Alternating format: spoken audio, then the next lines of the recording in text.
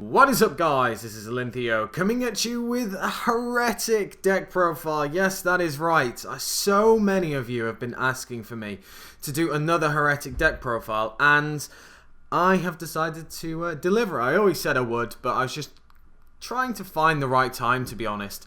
And this is actually a version I've never profiled on my channel before, and this is a Hieratic ruler version. So you'll get to see how this one runs, just with my lovely Dragosac tokens there. I love these so much. But yeah, so without further ado, I'll get into it. So you can see my version of the deck, and this deck is actually really interesting because it can really throw people off guard. So we'll get straight into it. So we're running the kind of normal, the 3 Tefnuit. We are then running the 3 Su, because it's the same. This is just very standard. Then the 3 Eset, and then finally the 3 Nebthet. There is no difference there at all.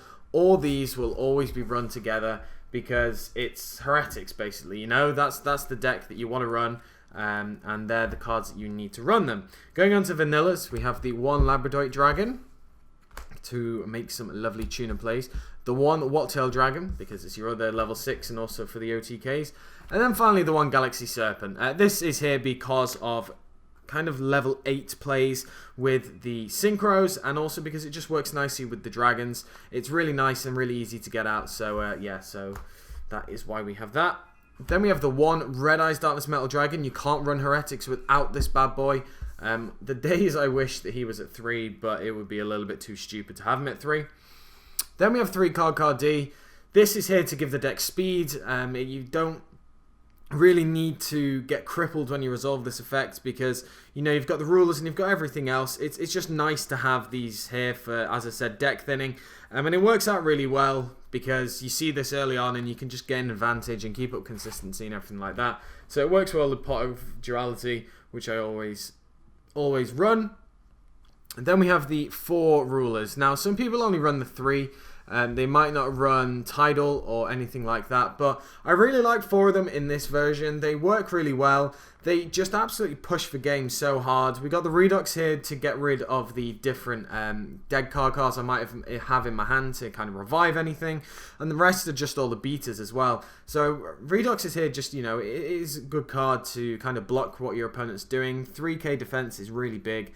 The Tempest is just quite decent as well. Same with the Tidal, but obviously the Blaster is the big one where you just get to push quite nicely for it. So there are many reasons that you want to run these, and the deck's kind of big push is with the Dragon Rulers, so that's why I run them, and that's kind of it really. In this version it's working out quite nice. Going on to spells, we have the 3 Dragon Shrine. This is here to get the normals out of the deck as quick as possible, and then you can get the rulers into the graveyard too. I run 3. I know a lot of people might run 2, but I run 3 because I want to see it as early as possible to get them out of the deck. There's a lot of deck thinning I can do in here, and it's just simply to do that. I just want them out of the deck, the normal, straight away, and then I can get the rulers in the deck as quick as in the grave, sorry, as quick as possible as well, if I so wish to do it that way, because it just means that I'm going to lead to less dead draws. 3 Duality. Duality's here for, again, consistency with the card, with the Dragon Shrine, and with this there's a nice amount of deck thinning, and there's 2 other cards as well that do deck thinning too. So it's all about consistency, all about keeping up the consistency of the deck and getting to the combo pieces as quick as possible. 3 MST, no surprise here, we just don't really like back row in Hieratics, so we run that. 2 Forbidden Lance. I had it at 3 and then cut it down to 2 because it was just really pissing me off. I kept seeing it when I didn't want to, and it just works well at 2, so I run it at that. And even if your Atom or anything like that gets hit, it's not as devastating as other, you know, rank 6 builds, so there's that. Convocation 2, you run the maximum amount that you possibly can. Still don't know why this is at 2. I highly expect it to go to 3 soon because, you know, it just doesn't do anything. Unless Dark Matter Dragon comes out, and then, yeah, they'll probably need to keep it at 2. 2 Upstart. I run 40 cards in the deck, so I just want to keep up that consistency still. I can't really think of something to cut for the 3rd, and I don't really want to take him out, so yeah. The 1 Soul Charge, because, you know, Soul Charge is good. I can make some nice fields. And then finally the 1 Snatch Steal, because Snatch Stealing is always fun.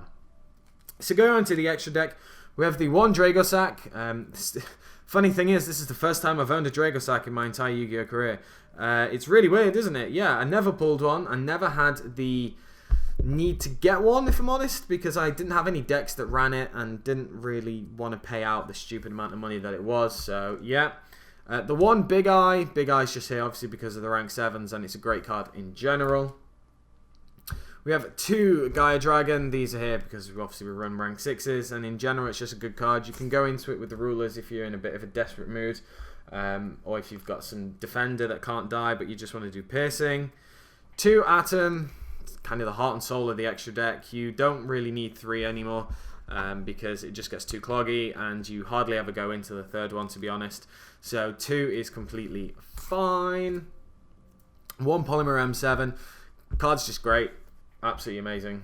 Works really well in the deck. The one Photon Strike Bouncer, just for general negation. If you want a soul charge, go into this. It's quite nice.